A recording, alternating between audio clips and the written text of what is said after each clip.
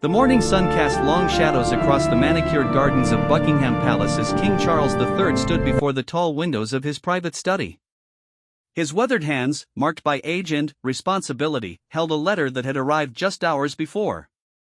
The royal seal gleamed in the golden light, but the contents within carried the weight of a decision that would echo through generations. Sarah Mitchell, the king's private secretary, watched from across the room as her monarch read the document for what she knew was the third time that morning. The letter was from the Privy Council, formally requesting his decision on a matter that had divided not just the royal household, but the entire Commonwealth. Should the Duke and Duchess of Sussex retain their royal titles after everything that had transpired? Charles set the letter down with deliberate care, his mind traveling back to a conversation he'd had with his younger son just months after Harry's birth. He remembered holding the tiny infant in his arms, whispering promises about protection, love, and understanding. Those promises felt heavy now, tested by years of misunderstanding, public scrutiny, and painful family divisions. The king's thoughts were interrupted by a gentle knock on the door. Queen Camilla entered quietly, her presence bringing an immediate sense of calm to the room. She had watched her husband struggle with this decision for weeks, seeing how it consumed his thoughts during their private dinners and quiet evening walks through the palace grounds. "The weight of the crown seems particularly heavy today," she observed, settling into the chair beside his desk. Charles nodded, unable to hide the exhaustion that had been building since Harry and Meghan's departure from royal duties had created this constitutional crisis. "I keep thinking about Diana," he admitted, his voice barely above a whisper. "What would she want me to do? She loved Harry so fiercely, fought so hard to give him and William normal childhoods despite all the constraints of royal life." The pain in his voice was unmistakable, carrying decades of regret about missed opportunities and words left unsaid. Camilla reached across to touch his hand. She understood that this decision represented far more than royal protocol or constitutional law. It was about a father's love for his son, complicated by duty, tradition, and the unforgiving spotlight of public opinion. The story of how the family had reached this crossroads was complex and painful. Harry's marriage to Meghan had initially brought hope and modernization to the monarchy. The American actress had captivated the world with her grace and humanitarian work. Their wedding in 2018 had been celebrated globally as a symbol of the royal family's evolution, embracing diversity and breaking down traditional barriers. But the fairy tale had quickly soured. Media scrutiny, particularly of Meghan, had been relentless and often cruel. The couple's attempts to balance royal duties with personal privacy had created friction within the institution. Their decision to step back from senior royal roles in 2020 had shocked the world and left deep wounds within the family. Charles remembered the phone calls during those difficult months, trying to mediate between his son's desire for independence and the institution's need for stability. He had watched helplessly as the family he loved became the subject of worldwide speculation and criticism. The interviews, the accusations of racism, the claims of lack of support, each revelation had felt like a personal failure. Now, 3 years later, the constitutional experts were demanding clarity. Could Harry and Meghan retain their Duke and Duchess titles while living independently in America? The precedents were unclear, the legal implications complex. Some argued that removing their titles would be petty vindictiveness. Others insisted that royal titles came with responsibilities that couldn't be abandoned without consequences. William's position had been clear from the beginning. As heir to the throne, he believed that the monarchy's credibility depended on clear boundaries between those who served the crown and those who chose independence. His relationship with Harry remained strained, their once close bond fractured by years of misunderstandings and public disagreements. The Prince of Wales had visited his father just days earlier, making his case with the logical precision that Charles had always admired in his elder son. "The institution is bigger than any individual," William had argued. "If we make exceptions based on family sentiment, where does it end? The monarchy's strength lies in its consistency and dedication to duty above personal preference." But Charles couldn't shake the memory of Harry as a young boy, struggling with his mother's death, finding solace in military service and charitable work. His son had served with distinction in Afghanistan, had created the Invictus Games for wounded veterans, had shown genuine compassion for causes that mattered to him. Stripping away his titles felt like erasing those contributions, reducing a complex human being to a single decision made during a period of immense personal stress. The king's study fell silent except for the ticking of an antique clock that had belonged to his grandmother. Time seemed to move differently within these walls, where decisions made in quiet moments could reshape nations and influence history. Charles felt the presence of generations of monarchs who had faced similarly impossible choices, balancing personal feelings against institutional needs. His phone buzzed with a message from his private secretary, reminding him of the afternoon's schedule.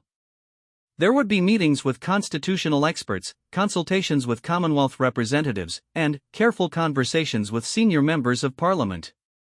Each person would offer their perspective, their expertise, their political calculation. But, ultimately, the decision would rest with him alone. As the morning progressed, Charles found himself walking through the palace corridors, past portraits of ancestors who had faced their own family crises. He paused before a painting of King George VI, his grandfather, who had never expected to wear the crown but had shouldered its responsibilities with dignity during the darkest days of World War II. The painting seemed to remind him that leadership sometimes meant making unpopular decisions for the greater good. Yet this decision felt different. It wasn't about external threats or national emergencies. It was about family, about love complicated by duty, about the delicate balance between forgiveness and accountability. Charles understood that whatever choice he made would be scrutinized by historians, criticized by politicians, and debated by future generations. The afternoon brought a stream of visitors to his study. Constitutional scholars presented legal arguments, media advisors outlined public relations strategies, and senior courtiers shared their concerns about precedent and protocol. Each conversation added another layer of complexity to what should have been a straightforward administrative decision. But, as evening approached and the palace grew quiet, Charles found himself alone once again with the letter that had started his day. Outside his window, London's lights twinkled like stars, reminding him of the millions of people who looked to the monarchy for stability and leadership. Their expectations weighed heavily on his shoulders, but so did the image of his son as a young man, struggling to find his place in a world that demanded perfection while offering little privacy or understanding. The decision he would announce tomorrow would send ripples through the Commonwealth and beyond. It would be analyzed by experts, debated in Parliament, and discussed in homes around the world. But tonight, in the quiet of his study, it was simply a father's choice about how to love his son while serving his people. As he prepared to retire for the evening, Charles placed the letter in a secure drawer, knowing that tomorrow would bring clarity to a question that had tormented him for months. The weight of the crown would remain, but perhaps the weight on his heart might finally begin to lift. 6,000 miles away from Buckingham Palace, in the rolling hills of Montecito, California, Prince Harry stood in his garden watching his children play on the swing set he had assembled himself. The simple act of putting together playground equipment had become a symbol of the normal life he had desperately sought, far from the protocol and expectations that had defined his childhood. Meghan emerged from their kitchen carrying 2 cups of coffee, her expression thoughtful as she joined her husband on the wooden deck they had built during their first year in America. The morning news had been filled with speculation about his father's upcoming announcement, and both of them felt the familiar knot of anxiety that accompanied any royal family developments. "Archie asked me yesterday why people call Daddy a prince if he doesn't live in a castle," Meghan said softly, settling into the chair beside Harry. Their son's innocent question had struck to the heart of their complicated reality. How do you explain to a 4-year-old that titles can be both meaningful and meaningless, that family relationships can transcend geography and protocol? Harry sipped his coffee, watching his children with the protective intensity he had learned from his mother. Diana had fought fiercely to give him and William experiences outside the royal bubble, taking them to homeless shelters and ordinary restaurants, teaching them that their privileges came with responsibilities to serve others. Those lessons had shaped his understanding of what royal duty truly meant. The past 3 years in California had been a journey of discovery and healing. Away from the constant scrutiny of the British press, Harry had been able to explore his identity beyond his royal heritage. He had thrown himself into mental health advocacy, working with organizations that supported veterans and trauma survivors. His own journey through therapy had been difficult but transformative, helping him understand the ways that unprocessed grief and institutional pressure had shaped his decisions. Meghan had found her voice again too, launching initiatives focused on women's empowerment and social justice issues. The causes that had drawn her to humanitarian work long before she met Harry had regained their prominence in her life. Together, they had built something that felt authentic and meaningful, even as they navigated the complexities of maintaining security and privacy in their new home.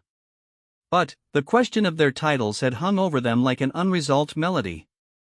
Harry had never asked to be born into royalty, but he had grown up understanding that his position came with both privileges and obligations. The decision to step back from senior royal roles hadn't been made lightly. It had come after months of trying to find a sustainable way to serve the monarchy while protecting their mental health and their young family. The media coverage of their departure had been brutal and often inaccurate. Stories about their motivations, their financial arrangements, and their relationship with other family members had been dissected endlessly by commentators who had never spoken to them directly.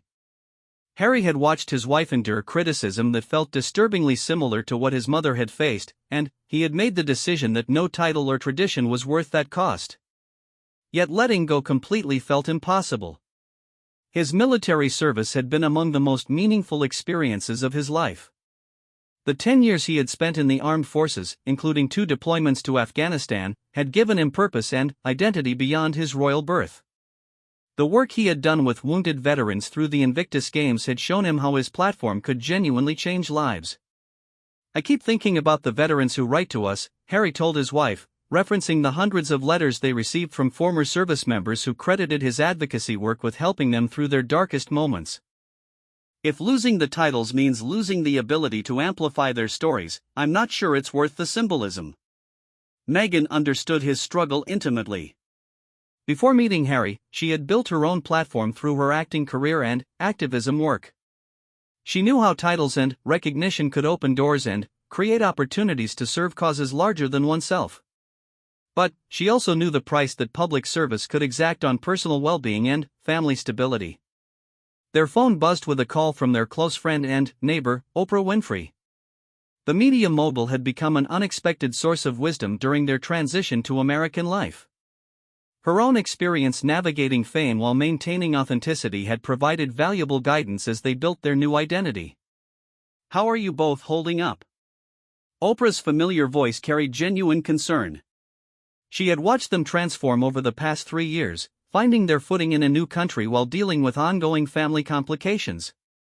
The interview they had done with her in 2021 had been cathartic but had also deepened the rift with the royal family. "We're managing," Meghan replied honestly. "Just trying to focus on what we can control and prepare for whatever comes next."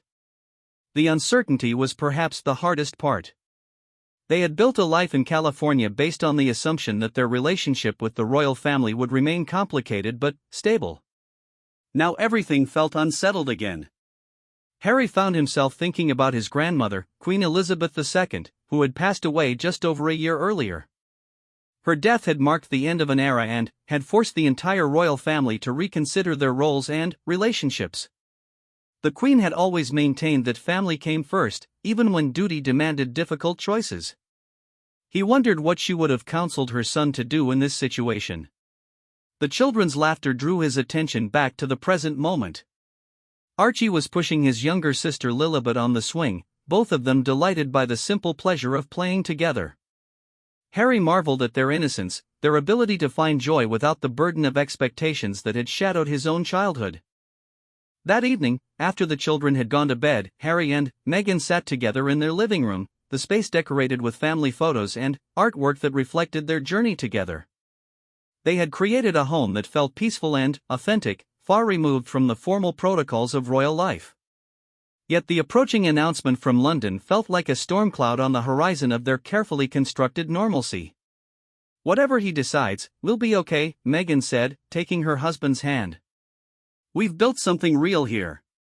Our work, our family, our friendships, none of that depends on titles or recognition from an institution thousands of miles away." Harry nodded, but his expression remained troubled. "I know you're right. It's just hard to let go of the hope that things could be different. That there could be a way to honor both the family I was born into and the family we've created." The complexity of their situation extended far beyond personal feelings.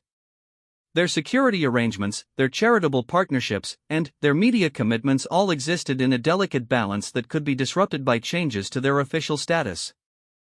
They had worked hard to establish their independence, but complete separation from the royal family would require significant practical adjustments. As they prepared for bed, both Harry and Meghan felt the weight of tomorrow's announcement. Whatever King Charles decided would reshape their public identity and, potentially, their private life as well. They had learned to build happiness on their own terms, but the ties to family and heritage couldn't be severed simply by changing geographic location. Harry stood at their bedroom window, looking out at the California landscape that had become home. The stars were brilliant in the clear sky, unmarred by the light pollution that obscured them in London. The metaphor wasn't lost on him. Sometimes distance was necessary to see clearly, to understand what truly mattered when the noise and expectations were stripped away. Tomorrow would bring clarity to questions that had haunted them for years. But tonight, in the quiet of their home, surrounded by the family they had chosen and the life they had built, Harry felt a sense of peace that no royal title could ever provide. Whatever came next, they would face it together, guided by the values they had chosen rather than the expectations they had inherited. The grand throne room of Buckingham Palace had witnessed centuries of royal proclamations, but the atmosphere on this particular morning felt different. King Charles III stood before an assembly of courtiers, government officials, and media representatives, his prepared statement carefully placed on the ornate podium before him. The decision he was about to announce had been months in the making, involving consultations with constitutional experts, Commonwealth leaders, and his own family members. Elizabeth Hartwell, the BBC's royal correspondent, positioned herself among the assembled press corps, her notebook ready to capture what many believed would be a historic moment. The speculation surrounding the Duke and Duchess of Sussex's titles had dominated headlines for weeks, with opinions sharply divided between those who believed the couple should face consequences for their departure from royal duties and those who argued that family reconciliation should take precedence. Queen Camilla sat in the front row, her presence a visible show of support for her husband during what she knew would be one of the most scrutinized speeches of his reign. She had watched him struggle with this decision, witnessing the sleepless nights and careful deliberations that had preceded this moment. The weight of balancing personal feelings with constitutional requirements had taken its toll on the king, aging him in ways that went beyond his years. Prime Minister Rishi Sunak observed from his designated position, acutely aware that the king's decision would have political ramifications extending far beyond the royal family. The relationship between the monarchy and elected government required careful navigation, especially when dealing with issues that touched on public opinion and constitutional precedent. His own conversations with the king had been respectful but frank, acknowledging the complexity of the situation while respecting the crown's ultimate authority in matters of royal titles. Behind the formal ceremony, the human drama was palpable. Prince William stood with his wife Catherine, their expressions carefully composed but their tension evident to those who knew them well. The Prince of Wales had made his position clear in private family discussions, believing that maintaining institutional integrity required consistent standards for all family members. Yet he also understood the personal cost of the decision his father was about to announce. As the king began to speak, his voice carried both the authority of his office and the weight of personal conviction.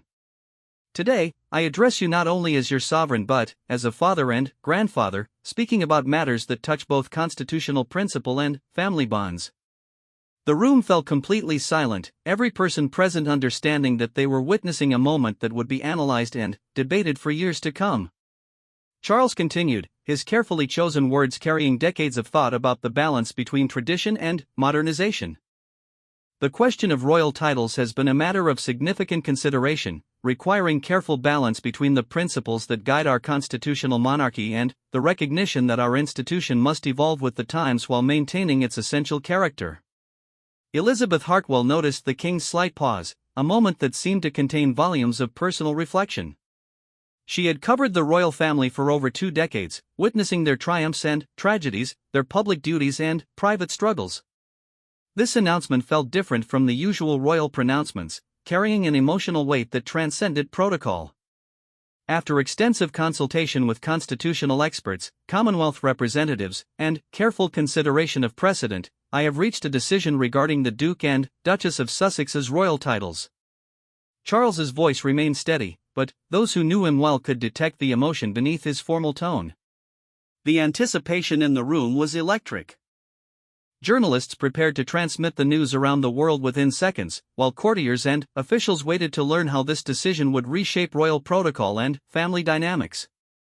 The Duke and Duchess of Sussex will retain their titles, reflecting both their continued connection to our family and their ongoing commitment to service, albeit in a different capacity than senior working royals. The announcement sent a ripple of surprise through the assembled crowd, as many had expected a different outcome given the tensions of recent years. Charles continued, his explanation revealing the careful reasoning behind his decision. Royal titles represent not only privilege but also a commitment to values of service, compassion, and dedication to causes greater than oneself. While Harry and Meghan have chosen a different path than senior working royals, their continued advocacy for mental health, veterans' affairs, and social justice demonstrates that these values can be honored in various ways. The king's words carried a broader message about the monarchy's evolution in the modern world. He spoke about the need for the institution to remain relevant while maintaining its core principles, acknowledging that rigid adherence to tradition could sometimes conflict with practical wisdom and family healing. This decision reflects my belief that reconciliation and understanding serve both our family and our nation better than division and punishment.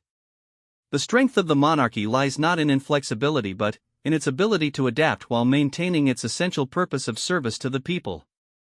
Elizabeth Hartwell found herself moved by the king's obvious struggle to balance competing loyalties. His words suggested months of careful consideration, weighing constitutional precedent against personal conviction, institutional stability against family harmony. The decision to retain the titles represented a significant departure from what many constitutional experts had recommended. The reaction in the room was immediate and varied. Some observers nodded approvingly at what they saw as a gesture of reconciliation and modernization. Others appeared concerned about the precedent being set, wondering how this decision might affect future situations involving royal family members who chose to step back from their duties. Prime Minister Sunak's expression remained carefully neutral, but his presence at the announcement signaled government support for the king's decision. The constitutional implications would need to be carefully managed, but the democratic principle that the sovereign's judgment in matters of royal titles should be respected remained paramount. Queen Camilla watched her husband with undisguised pride, recognizing the courage required to make a decision that would inevitably face criticism from multiple quarters. She had witnessed his sleepless nights and careful deliberations, understanding that this choice reflected his deepest convictions about leadership, family, and the monarchy's role in contemporary society. Prince William's reaction was more complex, his respect for his father's authority competing with his own views about institutional consistency. As heir to the throne, he understood that he would inherit the consequences of today's decision, potentially facing similar challenges in the future. Yet he also recognized his father's genuine desire to heal family wounds while serving the broader constitutional framework. The king concluded his remarks with words that seemed directed as much toward his absent son as toward the assembled audience. I hope this decision demonstrates that our family, like our institution, values growth, forgiveness, and the recognition that people can serve their communities and their values in many different ways. The bonds of family, like the bonds between the crown and the people, are strengthened by understanding rather than weakened by rigid judgment. As the formal ceremony concluded, the immediate reaction from the assembled crowd was a mixture of applause and whispered conversations about the implications of the king's announcement. Journalists rushed to file their stories, constitutional experts prepared their analyses, and royal watchers began speculating about how this decision would affect the ongoing relationship between the Sussex family and the rest of the royals. The announcement represented more than a simple administrative decision about titles. It reflected King Charles's vision for a modern monarchy that could balance tradition with adaptation, family loyalty with institutional responsibility, and personal compassion with constitutional duty. Whether this approach would prove successful remained to be seen, but the king's willingness to take a controversial stand in favor of reconciliation sent a clear message about his leadership style and priorities. As the throne room emptied and the king retired to his private quarters, the reverberations of his decision began spreading around the world. In California, in royal households across the Commonwealth, and in homes where ordinary families struggled with their own questions of forgiveness and understanding, people would grapple with the implications of a father's choice to prioritize healing over punishment, hope over precedent. 3 days after King Charles's announcement, the late afternoon sun filtered through the windows of Clarence's house as the king sat in his private study, staring at his phone. The global reaction to his decision had been as divided as he had expected: praise from some quarters for his demonstration of family reconciliation, criticism from others who viewed it as a dangerous precedent that weakened royal authority. But the response that mattered most to him had yet to come. His private secretary had informed him that the Duke of Sussex had requested a private phone call, the first direct communication between father and son in over 8 months. Charles felt a familiar tightness in his chest, the same sensation he had experienced before every difficult conversation with Harry over the past few years. The stakes felt impossibly high, yet the simple act of his son reaching out offered a glimmer of hope that had been absent for too long. Queen Camilla entered quietly, placing a gentle hand on her husband's shoulder. She had watched him pace the corridors of Clarence's house for days, knowing that the public announcement had been only the first step in what might become a longer journey toward family healing.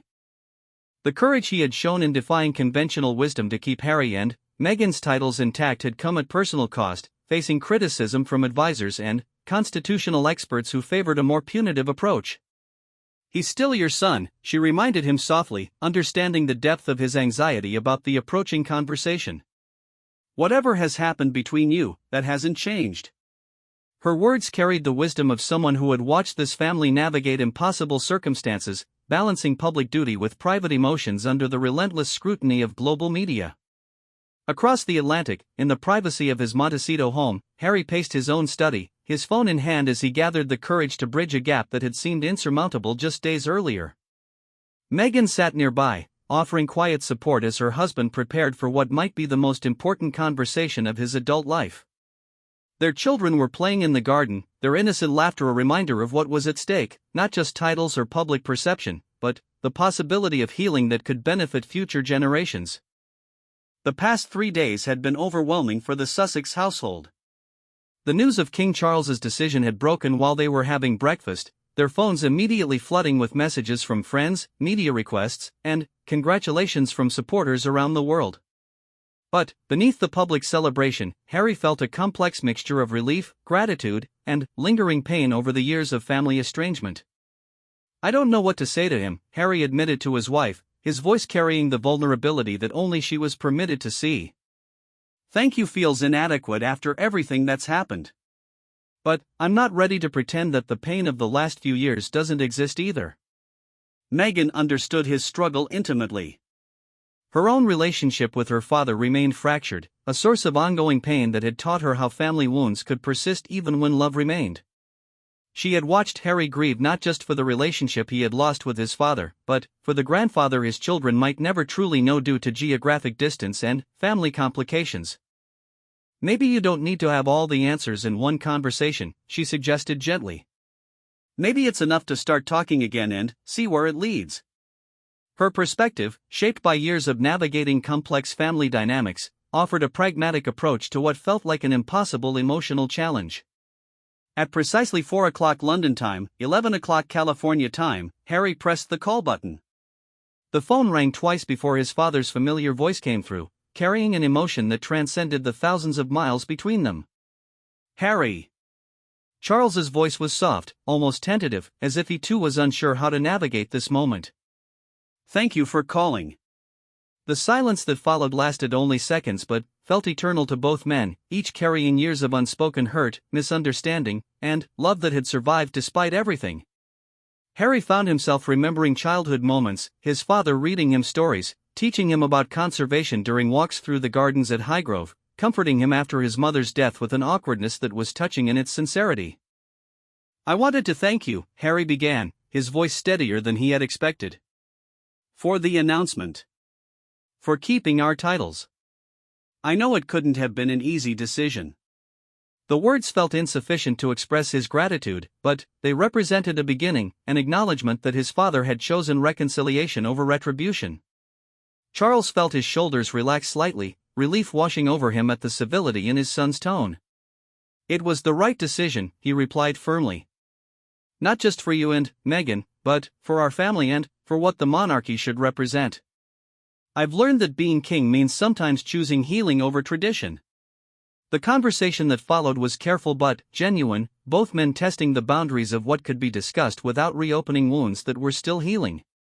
They talked about the children, with Charles expressing regret that he had missed so much of Archie and Lilibet's early years. Harry shared stories about his son's curiosity about his grandfather's work and his daughter's emerging personality, offering glimpses into a world that felt distant yet precious to the king. "I miss them," Charles admitted, his voice thick with emotion. "I miss all of you. I know things have been complicated, but I never stopped hoping that we could find a way forward." Harry felt his own defenses softening at his father's vulnerability. The king he knew from public appearances, formal, dutiful, sometimes distant, was replaced by the man who had struggled to balance impossible demands while raising two sons in the aftermath of personal and public tragedy. "We miss you too," Harry responded honestly. "It's been hard, feeling like we had to choose between protecting our mental health and maintaining family relationships. Your decision this week makes me hope that maybe we don't have to choose." The conversation turned to practical matters, potential future visits, secure communication methods, and ways to maintain family connections despite the ongoing media scrutiny that complicated every aspect of their public lives. Both men understood that rebuilding trust would be a gradual process, requiring patience and commitment from all parties involved. Charles shared his vision for a modernized monarchy that could embrace family members who served in different capacities, acknowledging that the institution needed to evolve to remain relevant in contemporary society. Harry spoke about his work in mental health advocacy and veteran support, passions that had been shaped by his royal upbringing but had found new expression in his independent life. "I want you to know," Charles said as their conversation drew to a close, "that I'm proud of the work you and Meghan are doing. The causes you support, the way you're raising your children, it reflects the values your mother and I tried to instill in you." The mention of Diana brought tears to Harry's eyes, connecting him to memories of a woman who had fought to ensure her sons understood their responsibilities to serve others while maintaining their authentic selves. Her legacy lived on in his work with wounded veterans, his advocacy for mental health awareness, and his determination to protect his own children from the harmful aspects of public scrutiny. "She would have wanted us to find our way back to each other," Harry said softly. "She always believed that family love was stronger than institutional requirements." As they prepared to end the call, both father and son felt a cautious optimism that had been absent from their relationship for years. The wounds caused by misunderstanding, media manipulation, and competing loyalties remained, but the foundation for healing had been established through honest conversation and mutual acknowledgement of past mistakes. "This isn't the end of our conversation," Charles promised. "I hope it's the beginning of many more." The words carried weight beyond their simple meaning, representing a commitment to rebuilding rather than simply maintaining a relationship that had been damaged by circumstances beyond either man's complete control. Harry ended the call feeling lighter than he had in years, immediately sharing the details with Meghan, who had waited anxiously for news of how the conversation had progressed. Together, they began to imagine a future where their children could know their grandfather not just through video calls and photographs, but through the kind of relationship that transcended titles and geographic distance. In London, King Charles sat quietly in his study for long minutes after the call ended, processing the emotions that had accompanied his son's voice across thousands of miles. The decision to retain Harry and Meghan's titles had been about more than constitutional precedent or family politics. It had been about creating space for love to survive alongside duty, for understanding to develop alongside tradition. The phone call marked not an ending but a beginning, the first step in what both men hoped would be a journey back toward each other. The road ahead remained uncertain, complicated by public scrutiny and institutional requirements, but the foundation of family love that had been tested by years of separation had proven resilient enough to support the weight of reconciliation. As evening fell in both London and California, two men who shared blood, history, and the complex burden of royal heritage felt hope stirring in ways they had almost forgotten were possible. The king's decision to signal peace through mercy rather than punishment had created an opening for healing that extended far beyond questions of titles or protocol, touching the fundamental human need for family connection that no amount of duty or tradition could ultimately replace.